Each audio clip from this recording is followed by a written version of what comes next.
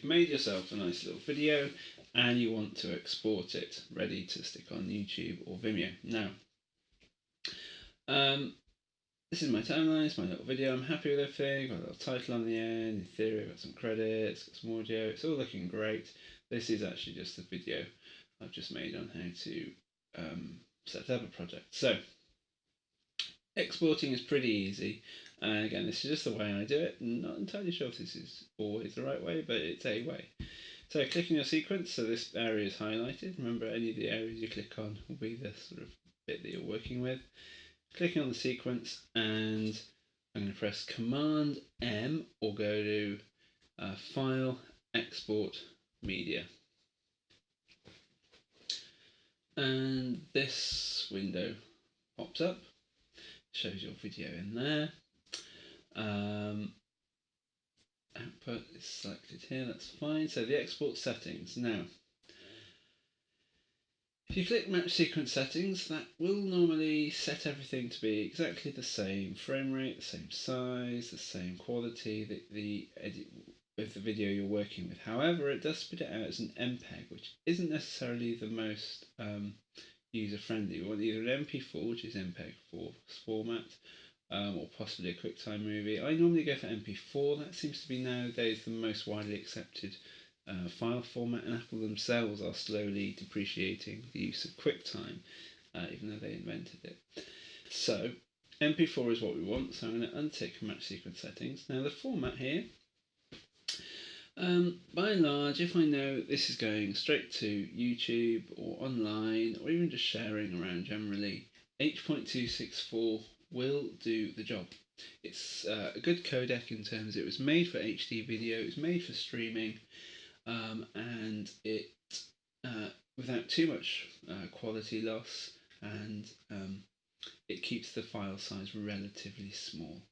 If you're producing and exporting this out for broadcast quality, or you're working with a particular production house or label or something, you may want to export it as straight up QuickTime, and that will export it as a very, very high quality, probably lossless format. But for most of our issues, H.264 will suit us just fine. Excuse me. The preset match source high bitrate. That literally means high bitrate. It's going to be quite high amount of information going through the video, so it'll look good. There are lots of other settings here though. We've got 720p for Facebook or 1080p. There's going to be YouTube down there, there's Vimeo, Twitter. There are all sorts of different ones. So you can be quite specific about how you're exporting a video. And if you want to go down that route, feel free. I mean, at the moment I shot this video in 1080p, so I know that's fine, but I'm going to stick it on YouTube at 720p, tick that, and it'll change the settings for me. I just pull this down here, under video settings it shows me it's gone down to 720p. I could change that for YouTube Full HD, and it changes it accordingly. So that might be one quick and easy route for you to go. You kind of know you're not going to go wrong with that. I usually just go for match source high bitrate, and it does a similar kind of deal. So the video, it kind of sets that. You can't really change it unless you want to necessarily click on there, but then you may as well use a setting. The audio comes out pretty high quality as well, and by and large I wouldn't fiddle too much with any of these settings.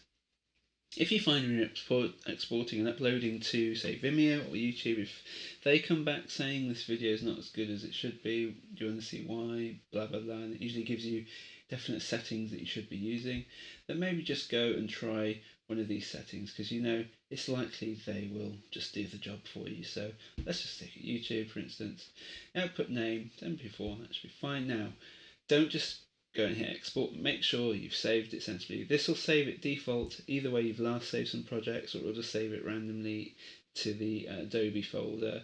You'll never find it again, so make sure you go into your project folder and you're saving it exactly where you want it to be. I've had to save it into this project here. So this video that I'm exporting is actually setting up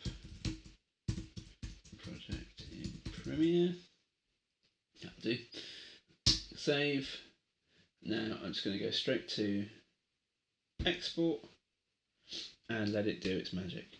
That kind of process is pretty similar, and also the setting up a project process in terms of the file size and resolution, and the frame rate, that's going to apply to any other video editing software you use. The process is always going to be slightly different if you're using